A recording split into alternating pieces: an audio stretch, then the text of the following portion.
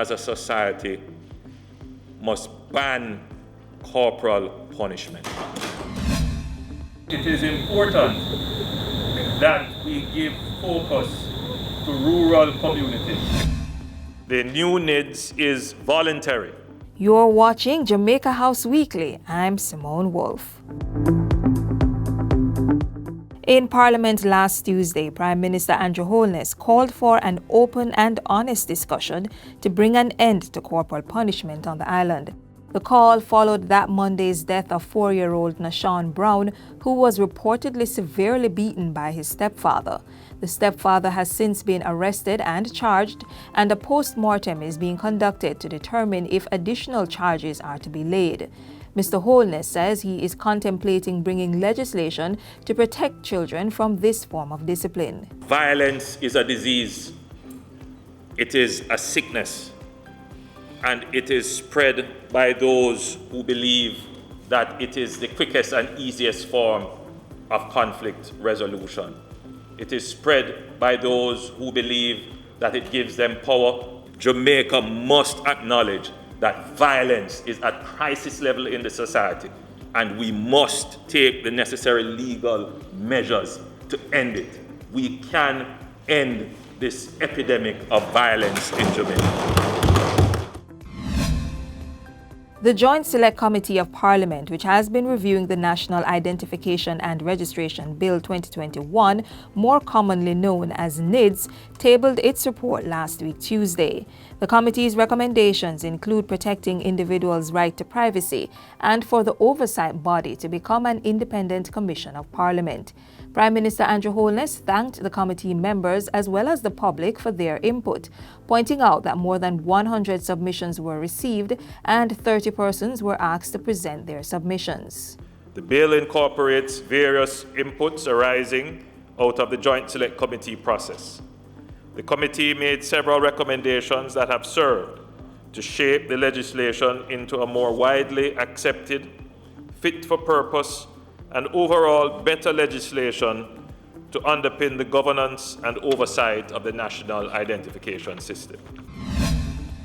The Prime Minister was back in Parliament Wednesday, warning that the continued rise in COVID-19 infection and hospitalization rates was forcing the government to review the containment measures.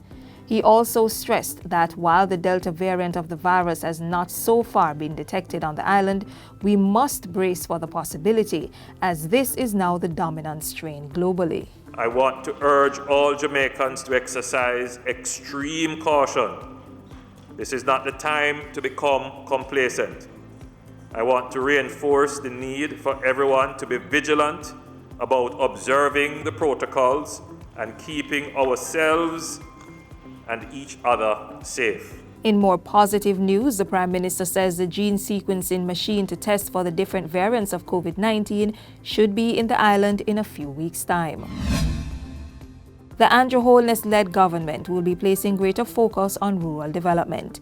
Through the formulation of the Rural Development Strategy, the Prime Minister says areas being targeted include the Rural Electrification Program, the expansion of agricultural roads, improving access to water, and providing internet connectivity. It is something that the government is aware of, is sensitive to, and is trying its best to provide the resources to address these roads. This is an example of the government's effort, and we are doing roads like this throughout the municipalities. Mr. Holness made the comments as he opened the $5 million Gall Road in St. Mary. He also used his time in the parish to distribute 40 tablets and a printer to students, courtesy of his Positive Jamaica Foundation. I want you to use these devices not as toys, not to play games. Yes, children will play games, but I also want you to use it to expand your knowledge, because this is how ultimately we are going to develop our rural communities, when we increase and improve the educational performance of students. By Friday, the Prime Minister was in Portmore, St. Catherine to open one of 3 buildings by G-Tech Park Portmore Holdings. Building 2 is slated for completion next year, and the third and final structure to complete the complex will be constructed later. The complex is the home of IBEX Business Process Outsourcing Company on the island. As he urged stakeholders to continue investing in Jamaica, Mr. Holness lauded the industry for its continued growth despite the ongoing COVID-19 pandemic. As of June 30th, 2021, the industry employed an estimated 44,000 persons, compared with 38,400 in June last year. So we have grown. This is an increase of approximately 15% year over year, while the economy as a whole suffered its worst decline both in terms of job loss and growth in decades. The Prime Minister also spoke of consultations that are now on to consider making Portmore the island's 15th parish. We actually now need to improve the prospects of Portmore by making it a parish, increasing its level of governance and administration to be more in keeping with the self-expression of the people of Portmore. Earlier in the week, the Prime Minister welcomed several guests to Jamaica House. He held talks with representatives from the World Bank. Mr. Holness also met with the finalists for the Nurse and Nursing Student of the Year, and he closed out his courtesy calls with businessman Gary Butch Hendrickson. And that's it for Jamaica House Weekly. Be sure to join us next time for more of the news stories coming out of the office of the Prime Minister.